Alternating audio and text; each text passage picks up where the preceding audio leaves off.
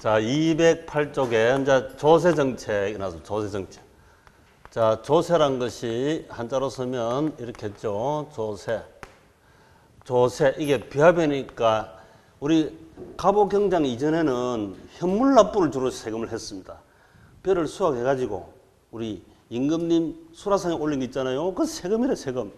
현물납부했었는데 이 조자이고 기쁠 열자인데 그 세금을 갖다 바치는 게 기쁘다. 세금 바치는 게 기쁘죠? 너나 기뻐하세요.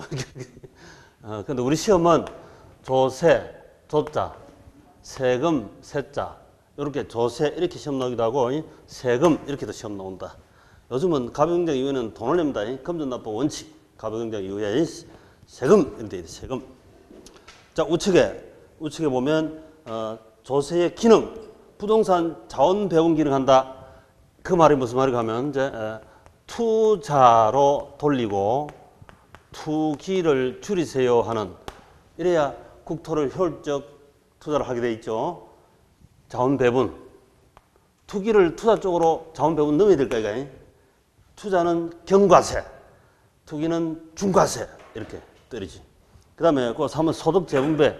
그 세 번째 되니까 소득 재분배. 저 소득 재분배는 말은 고소득자에게 과세를 해가지고 첫 번째 과세. 그다음에 이제 저소득자에게 이전 재배분하는 이런 기능이 있어야 한다. 또는 저율과세요는 고과세. 근데 이 기능은 우리 이 일정한 너도 나도 똑같은 세율을 하는 우리 부가가치 세율이 몇 프로다? 단순하게 10%. 너도 10%, 나도 10%. 이걸 수평성 형평세라 하는데요. 이렇게 과세하면 빈부격차가 더 커지죠. 결론적으로 빈부격차가 더 커지는 이걸 보고 이제 역진세 효과다. 이렇게 역진세. 거꾸로 진행한다. 거꾸로 진행한다. 역진세. 이거 상대 개념인 누진세. 누진세 제도를 도입하라. 누진세는 고소득자에게는 많이 과세하고 저소득자에게는 저율 과세하는, 우리 지금 현행 과세가 6%부터 몇 프로까지? 6, 7이 42, 42%까지 7단계 초과 누진세로 되어 있죠. 이렇게 과세하면 수익적 형평성이다라고 얘기합니다. 이거 수평, 수직이 시험 나오는 용어는 아닙니다. 학원과 모의고사 나오지만 실제 시험은 안 나오니까 그건 신경 쓰지 마시고 꼭 이게 수직, 수평하고 그대로 일치되는 게 아니라서 그래요. 역진세, 누진세, 요건 시험 잘 나와요. 역진세는 거꾸로 진행한 거고, 누진세는 6단계 초과 누진세하면 그나마 빈부격차 완화에 조금 도움된다. 티끌만큼 도움된다는 뜻이라 이것도 사실은 별로 안 통해요. 역진세, 누진세 이런 용어는 시험 잘 나온다. 자, 그 다음 넘기시가 210페이지 맨 앞에 나와 있는 그 그림을 유심히 가만히 한번 보시면 이놈이 의미하는 바를 우리 이 파트도 출제 안 하고 다른 파트 출제할 때도 다 연결되어 있으니까 잠깐 한번 봅시다. 자, 세금이 자, 수요 공급이 비탄력적이고 수요가 약간 누워있는 탄력적이다. 이거 임대차세를 합시다. 임대인, 임대인. 과세하기 전에는 100원에 임대차를 했습니다. 100원에. 임차인이 100원 주고 임차하고 임대인은 100원 받고 임대를 하고 이렇게 했다. 세금 전에.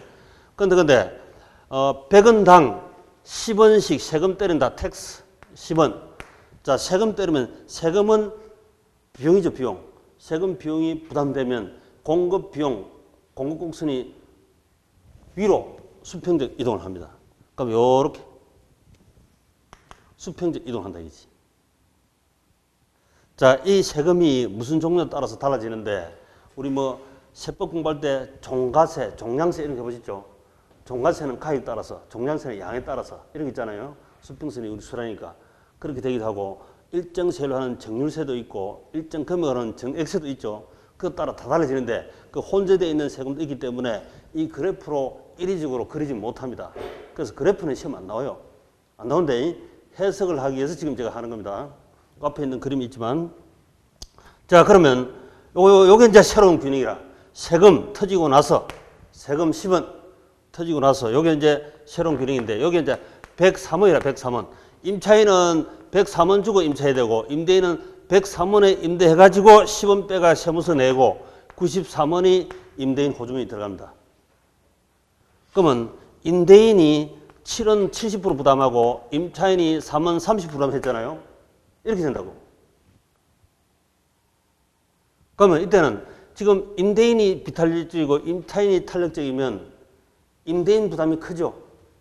공급자가 비탄력적이면 수요자보다도 비탄력적이면 공급자 부담이 큽니다. 결론은 우리 세금은 보이는 손이기 때문에 보이는 손은 좌우로 흔들게 되어 있어요. 좌우로. 우리 상하로 가격은 시장에 보이지 않는 소리를 했죠. 인비주얼 핸드. 경제론에서 늘상 사적재는 그렇게 움직입니다. 공공재는 이렇게 움직인다고. 그럼 세금 때리면 얘가 임대인이 서 있다가 더 아프죠. 예?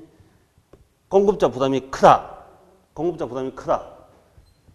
비탄력적 부담이 크다. 그거 말하면 돼요. 비탄력적 부담이 크다. 이거는 임대인 부담이 크다. 자, 우리 세금 전에는 100원에 임대차하면 요만큼이 임대인이 잉여고 또 수요자는 요만큼이 수요자의 잉여입니다. 소비자 잉여, 생산자 잉여 이렇게 본다고. 이 사회적 후생 각 나라 다 합치면.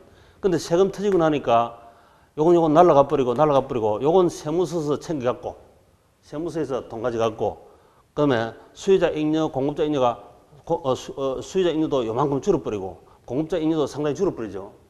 그래서 결론적으로 뭐냐면 이것이 그래프는 시험 안 나오지만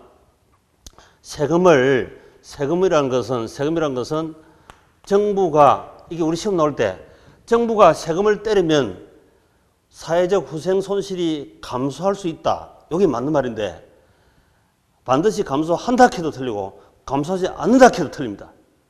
그렇게 우리 시험에 나왔어요. 한 문제 지문 아니고 몇 번 이렇게 여러 번 지문이 나왔어요. 자, 내가 낼 세금, 예를 들어서 쉽게 얘기해서 내가 낼 세금을 100만 원을 정부가 가져갔어요. 근데 정부가 가져가지고 내가 100원을 투자하는 것보다 소비하는 것보다 더 잘 쓸 수 있잖아요. 정부가. 도로도 닦고 국방에도 하고 외교관을 쓰고 경찰 봉급도 주고 뭐 이렇게 하면 더 잘 쓸 수도 있어요. 내가 100만 원 쓰는 것보다. 잘 쓸 수도 있다는 거지 못 쓸 수도 있잖아요. 내가 그냥 100만 원 가지고 내가 투자하거나 소비하는 것보다 정부가 내 돈 세금 100만 원 뺏어가 더 못 쓸 수도 있다니까. 그게 정답이라. 잘 쓸 수도 있고 못 쓸 수도 있습니다. 그렇게 해야 되지 잘 쓴다 해도 틀리고 못 쓴다 해도 틀립니다. 그게 우리 시험 지문에 몇 번 떴어요. 그건 상식적으로 판단하시면 돼요. 상식적으로. 내가 낸 세금이 100만 원이 정부가 가져가서 더 잘 쓸 수도 있고 못 쓸 수도 있습니다. 그치? 만약에 더 잘 쓴다 이 말은 사회적 후생이 증가할 수 있다 이렇게 표현하고 못 쓴다 이 말은 사회적 후생이 감소할 수 있다 이렇게 해야 되고 반드시 더 잘 쓴다 못 쓴다 이렇게 하면 틀린다 이 말이에요. 그렇게 시험 지문 출제합니다. 그건 우리 오히려 이건 말로 얘기하는 게 더 편하죠. 이것보다. 응? 그래서 이 그림은 소용없다. 그 다음에 우측에 중요한 게 있는데 우측에 중요한 게. 자, 그 탄력성에 따른 조세 기착 문제. 자, 동그라미 1번. 상대적 조세 부담 크기는 수요 곡선과 공곡선의 탄력성 별표, 탄력성에 따라 달라집니다. 비탄력적 부담이 크다 하는 게 결론이다. 자, 한번 보자. 수요가 비탄력이고 공급이 탄력적이래. 과세 전 가격과 수량입니다. 근데 세금이 과세가 되었습니다. 과세. 아까 저 그림 그거 안 그리겠습니다. 그 그림이 그대로 출제할 수 할 필요도 없으니까 할 필요도 안 되니까. 자, 세금 때리면 누가 아프다? 탄력적인 공급자가 아픕니까? 비탄력적 수요자가 더 세게 터집니까? 누가 많이 터진다? 바로 이 수요자가 공급자보다 부담이 크다. 이게 결론이죠. 이거 말하면 돼. 자, 그러면 이런 시장은 주로 어떤 시장이냐? 임대차 시장. 임차인은, 부동산 임차인은, 주택 임차인은 꼭 임차를 해야 되죠. 다른 밑에 갈 수도 없다. 떠내려가 버리니까. 임대인이다. 임대인이 고소득자고 임차인이 저소득자 아닙니까? 세금 때리면 임차인, 저소득자 부담이 크다 이 말입니다. 임차인은 비탄력적이니까.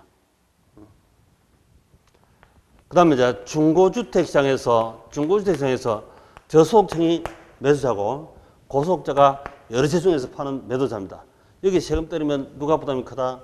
역시 저소득층 부담이 크다 이 말이지. 그래서 일반적으로 임대차 시장과 중고주택 시장에서 이런 그래프가 나타납니다. 그 다음에 수요자가 탄력적이고 공급자가 비탄력적이다. 자, 여기 시험 때리면 누가 부담이 크다? 엄마가 집에 아들, 딸하고 둘이 있는데요. 집 정리해 좀 해놔라 하고 집에 들어가니까 엄마 바쁘게 밖에 나들이하고 들어오시가 집 정리 안 해놨어. 그럼 막 뭐라 하잖아요. 아들하고 딸하고 뭐라 하는데 주로 아들, 딸 중에 누가 주로 피하고 없어요? 에? 누가 더 탄력적입니까? 아들, 딸 중에. 누가 피하고 없다? 엄마한테 한 소리 듣거든. 밖에 청소를 안 하고 아들, 딸이 청소를 해야 했는데 청소 안 해놨다고. 틀림없이 엄마 들어오면 한 소리 들을 거 아니야. 그럼 아들, 딸 중에 누가 피하고 없다? 주로? 둘째가. 그렇지. 그건 구체적으로 경우에 따라 다 달라요. 다른데 일반적으로 딸내미가 피하고 없잖아요. 아들은 맨날 서가 있다가 엄마한테 맨날 잔소리 듣지. 그 아들이 한 말이에요. 엄마는 내한테 맨날 뭘 하노? 네가 있으니 내한테 잔소리 듣지.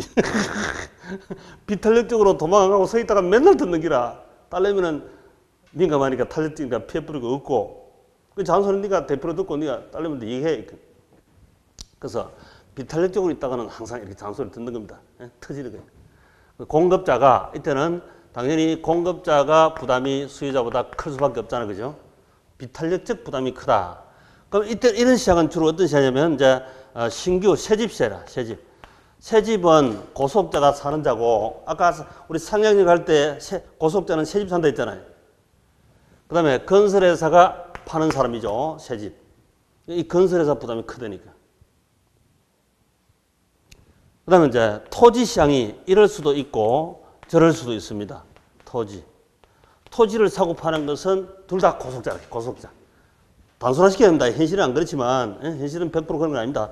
자, 땅을 사고 파는 고소득자다 이렇게 보는 거예요. 고소득자. 토지. 그럼 토지 파는 사람, 사는 사람은 사도 되고 안 사도 돼요. 파는 사람은 꼭 팔아야 될 입장이다. 그러면 파는 사람이 꼭 팔아도 되는 것 같으면 파는 사람은 사는 사람한테 야, 그 취득세가 비싸고 해서 세금도 비싸고 근데 안 살래? 그 취득세 깎아줄게. 옛날 우리 경북 CC 컨트롤 클럽 CC 팔 때처럼 일본 사람한테 IMF 탈출해서 팔았잖아요. 팔 때 그 취득 과세 높으니까 사치성 소비라고 해서 중과세 때리는 거야. 그것도 비싸고 안 사. 그거 빼줄게. 세법 빼본다는 거야. 빼줘버려요. 응? 그러니까 싸게 만들어준다니까요. 그러니까 중과세가 취득할 때는 없어요. 왜 싸게 사는 기라. 사는 사람은 싸게 사도록 만들어준다니까. 왜? 사는 사람은 사도 세고 안 사는데 파는 사람이 꼭 팔아야 하거든 지금.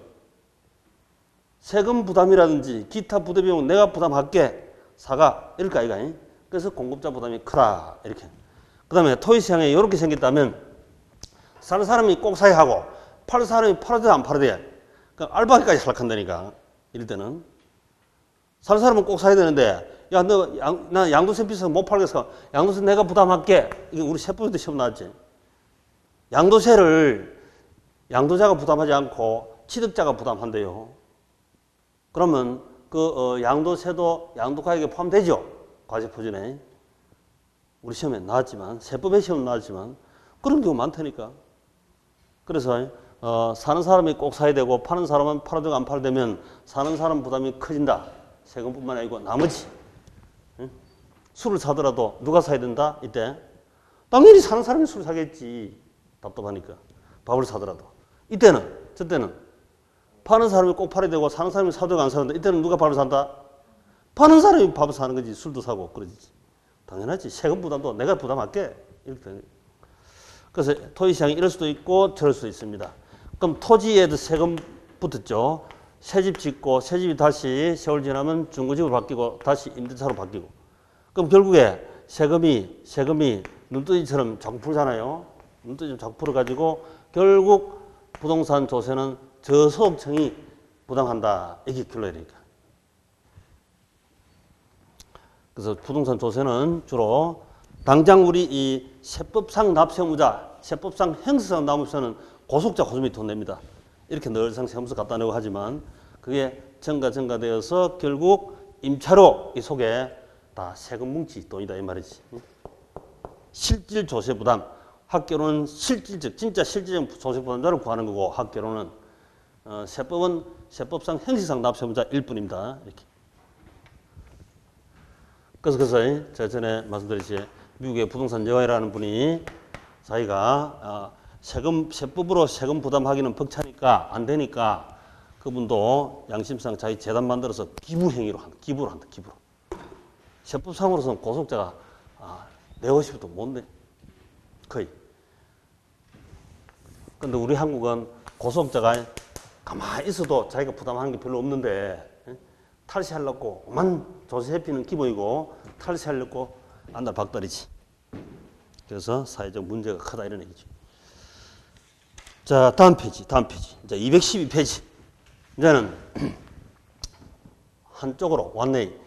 자, 수요가 완전 비탄력이고 공급이 우상향. 여기다 세금 때리면 완전 비탄력 수요자가 완전 100% 부담. 수요자가 완전 탄력이고 공급이 일반적 우상향. 세금 때리면 수요자는 완전 피해버리죠. 스쳐가는 바람일 뿐이다. 완전 공급자 부담. 그 다음에 공급이 수직이고 수요가 일반적 우하향. 자, 세금 때리면 완전 비탄력인 공급자가 완전 부담. 자, 공급이 수평이고 수요가 우하향. 세금 때리면 공급자는 완전 피해버리고 수요자가 완전 부담. 여기서 원사이드 한쪽에서만 부담하는 거예요. 근데 그 중에서도 이게 의미하는 바가 중요합니다. 공급 곡선이 수직은 물리적 공급이다, 경제적 공급이다. 벌써 제 입에서 한 100번 얘기할 겁니다. 그죠? 수직이죠? 완전 수직, 완전 비탄력이라 했습니다. 이거는 자연 공급입니까? 사람 인문적 공급이다, 이게. 자연. 그럼 자연의 대가로 이 산을 100억 받고 팔았다. 이 되면 전부 다 불로소득이니까 불로소득. 여기에 과세한다. 여기에 과세된다 하고 주장하신 분이 누구다? 헨리 조지를 했잖아요. 이름이 조지라고 붙인 이유가 뭐다? 토지에만 세금을 조지라. 헨리 조지. 토지 단일세론. 자연의 토지 공개념 들어오면서 이게 많이 들어올 겁니다. 그죠? 전에 처음으로 우리 정책에서 노무현 정권 때, 손해 시골에 가면 경북대 교수 토요일마다 효과대 신부님이 이 논문을 도입해가지고 계속 토론하면서 디스커션 하면서 그때 헨리 조지 과세 처음으로 도입했는데 강남 사람한테 바위에 계란치기로 돼서 생물이 바위에 뛰는데 했지만 못 뛰는고 결국 나가 떨어져 버렸죠. 그러다가 다시 이제 또 토지 공개념 등 이렇게 설정도 들어오고 있습니다.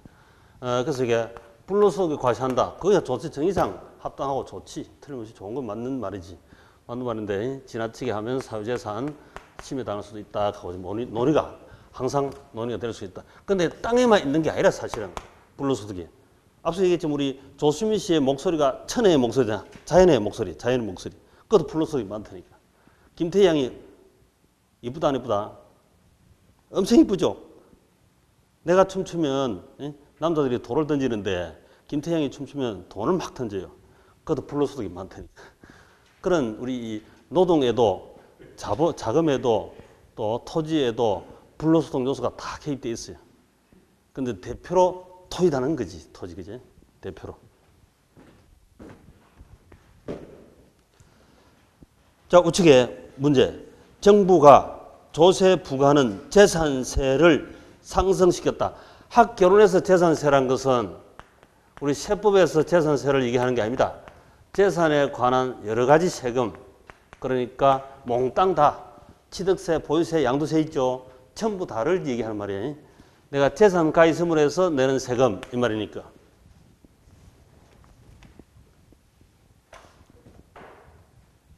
우리 세법에서는 육군, 해군, 공군이죠. 재산세 과세 대상이. 그중에서 토지, 건축물, 그 다음에 주택, 해군, 선박, 공군, 항공기, 육해공, 정군. 이걸 6월 1일 시점 보유하면 세법에서는 재산세 내잖아. 그죠? 재산세 과세 대상입니다. 육군, 삼총사, 토지, 건축물, 주택, 해군, 공군, 이렇게 육해공인데 이것만 한정하는 재산세가 아니고 이게 아니고 재산에 관한 여러 가지 세금이니까 우리 이 부동산 취득할 때, 보유할 때, 양도할 때 이 세금, 토탈 이걸 얘기합니다. 항상 학교론에 쓰는 용어는 법병기 포괄적입니다. 포괄적. 그렇게 항상 생각해야 돼요. 단편지 그 용어 있는, 다른 민법에 있는, 공법에 있는 그 단편적인 그 뜻을 나타내는 게 아닙니다. 그것뿐만 아니고 법경기 포괄적, 복합 개념으로 항상 봐야 됩니다. 학교는. 그래서 학습할 때는 조금 어렵죠. 민법은 개인 권리 차원에서만 한다. 공법에서는 국가 권리 차원에서 한다. 이렇게 딱딱 떨어지면 정리하기 편한데 학교는 이놈도 되고 저놈도 되고 오만 개 다 되는 거예요. 그래서 공부하기는 약간 어렵습니다만은 그 대신에 이게 현실이니까 포괄적 개념이다. 단기적으로 주택시장이 나타나는 현상을 관한 설명이다. 가장 적합한 것은 자 그럼 나머지는 부적합하겠죠. 1. 임대인과 임차인에 부과하는 재산세는 절반씩 부담한다. OX 2분의 1씩 부담한다. 이렇지 않고 아까 비탄력적 부담이 큽니까? 탄력자 부담이 큽니까? 무조건 시장판을 읽어야 되죠. 돈 벌려면, 재테크하려면 시장판을 읽어야 된다. 시장판. 시장 못 읽으면 헛밥입니다. 시장에 가보니까 세금 누가 부담이 크다? 탄력자, 비탄력자. 비탄력자로 서 있다가 터진다니까 그대로. 탄력자는 피해버리고. 이런 시장 같으면 수요자 부담이 커지지. 또 반대로 공급자가 비탈고 수요자가 탈증 세금 때려보면 공급자 부담이 커지지. 시장판에 가서 봐야 되지. 시장을 안 보고 누가 부담이 크다 적다 이렇게 말하면 안 돼. 세법상은 형식상 세법상은 누가 몇 프로 부담한다 얼마 부담한다 이런 말을 하면 돼요. 근데 그 실질 부담은 실제 호주머니 돈 내는 자는 시장판을 읽어야 돼. 시장판을. 세법상 아무리 뭐 양도세를 양도자가 1억 부담한다 한들 양도자가 탄력적이다. 팔아도 되고 안 팔아도 되는데 사는 사람은 꼭 사야 되는데 그 양도세 내가 부담할게 가져와. 이렇게 한다니까. 시장판을 읽어야지.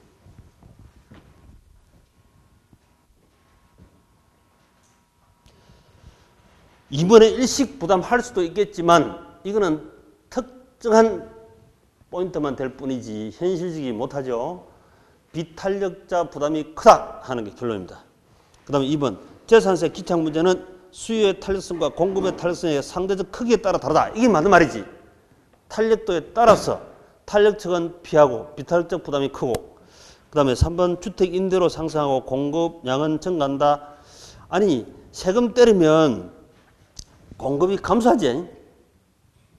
우리 수요 공급선을 보듯이 과세를 하게 되면 수요도 감소, 공급도 감소합니다. 이렇게 되기도 하고 공급만 좌측으로 이동하기도 하고 여러 가지가 나타날 수 있죠.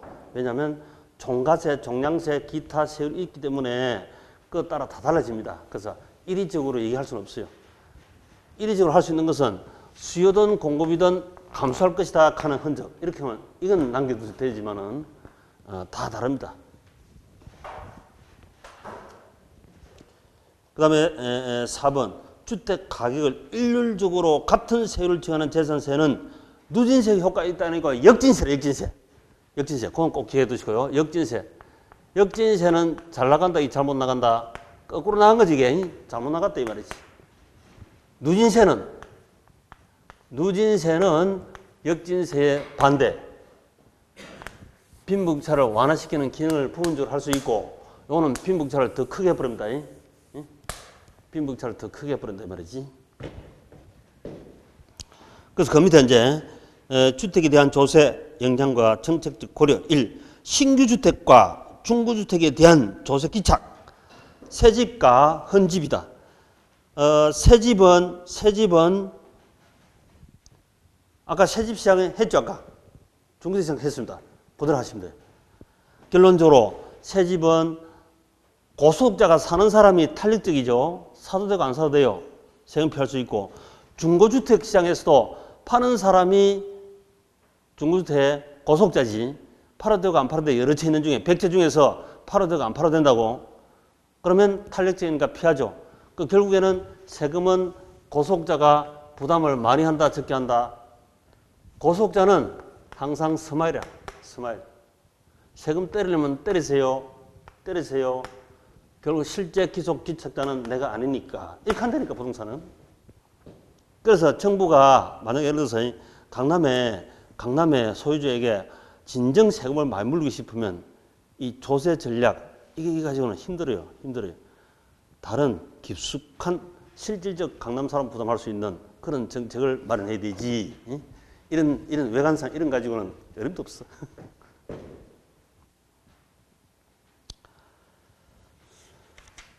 자, 넘기시가. 넘겨서서 괄호 2번, 3번 그걸 봅시다. 자, 괄호 2번 보시면 주택 공급 동결 효과가 없는 경우다. 수요 감소다. 자, 이 말은 뭐냐면 우리 지금 작년 우리 8.2 대책에서 정부가 어떻게 부동산에 대한 양도세 중과부터 먼저 때려보잖아요. 양도세 중과 때려보면 양도를 안 합니다. 이걸 보고 동결 효과를 하는데 공급을 감소해 본다고. 공급 감소해 보면 집값 올라간다 내려간다. 아파트 값이 올라가는 게라. 아파트 값을 낮추면서 세금 때리려고 했는데 아파트 올라가 버리는 게 부작용이 생긴다고 이게. 높으면 강남 쪽에 가격 올라가면 이거 사는 중구대 사는 사람 또 임차하는 사람 당연히 임차료 높아지고 이럴 거 아이가. 이런 부작용이 나타났어요. 이래 하지 말고 아예 보유과세를 먼저 높으면 보유세 중과세한다 하면 안 사겠죠. 사가지고 보유하면 중과세 물어야 되잖아요. 그럼 보유과세 높이고 양도과세 높인다고 먼저 하면 살 사람이 안 산다니까. 살 사람이. 수요가 감소하니까 수요 감소. 수요 감소하면 아파트 값 올라갑니까 내려갑니까? 내려가죠. 이게 이제 목적 달성하잖아. 원래 정부의 의지는 이게 강남의 아파트 값 떨어뜨리려면은 보유과세, 양도세를 중과세한다 이래야 되는데 양도세 중과한다 하니까 오히려 공급을 줄인 바람에 가격이 떡분다니까. 이런 정책으로 가야 되겠죠. 그지? 그러니까 양도세 높인다 해놓고 가격 붕 뜨고 나서 그 다음에 보유과세 높인다 하니까 이게 잘 안 비켜들잖아. 이게. 그래서 가로 2번은 수요 감소가 된다. 이 말은 취득이 감소해야 값이 떨어지죠. 수요 감소. 그러니까 세금을 과세하더라도 취득세, 보유과세, 양도과세 중에서 투기 수요는 못하도록 만들어야죠. 투기 수도 못하려면 투기로 사면 취득과세도 높고 보유과세도 높고 양도과세 높은 정도가 아니라 심각할 정도로 심할 정도로 중개인 취급을 해버리면 안 사겠죠. 투기 수요 감소. 이게 목적인데 양도세만 높인다니까 양도세 높인다니까 양도 안 해버리지 뭐. 차기 정권 바뀔 때 조세 다시 인하되면 팔지 뭐. 까짓 건데 10년 보여되고 20년 보여도 된다. 부자들이야 원래 그러니까. 그러면 양도 안 해보면 올라가 본다니까. 부작용이 생기 부작용이. 역현상이 나타난다니까. 3번은 보면 주택 공급 동결 효과가 있는 경우다. 공급 감소다. 이게 바로 잘못된 거지. 공급 감소하면 이래 돼버리는 거야. 2번처럼 수요 감소를 시켜야지. 수요 감소. 그래서 항상 시장판을 먼저 읽게 돼. 시장판. 그 시뮬레이션이 잘 돌아야 됩니다. 정책 입안자들도 시뮬레이션이 잘 돌아야 됩니다. 시장판을 잘 읽게 되죠. 자, 그 밑에 이제 헨리 조지라는 분이 나왔네. 조지 별표하시고 조지. 토지 단일 세율은 토지, 자연의 토지, 불로소득 과세 여기만 세금을 때려도 우리 지금 현행 우리 정부 재정 수입이 약 한 400조 되죠. 400조 더 되고도 줄이가 남는다 한 게 토지 단일 세율입니다. 그래서 그게 동그라미 2번 보시면 헨리 조지에 따르면 자본주의 사회를 괴롭히는 주기적 불황도 토지, 자연의 선물인 공공재인 토지 문제에 기인한다고 보고 있다. 땅 때문에 불황 닥치니까 서민이 죽고 호황이면 부자가 더 벌고 이렇게. 따라서 토지에 발생하는 불로소득을 공적으로 환수하기 위해서는 다른 모든 조세는 철폐버리고 오로지 토지에 대한 세금만으로 우리나라 지금 400조 충당하고도 500조가 거치니까 재정정부를 충당하는 것이 토지 단일세입니다. 헨리 조지는 토지에서 나오는 지대 수입을 100% 징수할 경우 토지세 수입만으로도 재정 충당하고도 줄이가 난다고 봤어요. 조지란 말은 전에 우리 시험 나올 때 토지세뿐만이 아니라 다른 세금도 과세한다 하면 땡 틀립니다. 그 지문이 틀린 지문이라요. 우리 출제지만 토지에만 세금을 조지라 하는 것이 바로 토지 단일세론입니다. 헨리 조지 이번 시험에 반드시 또 나온다고 보는 게 맞겠죠.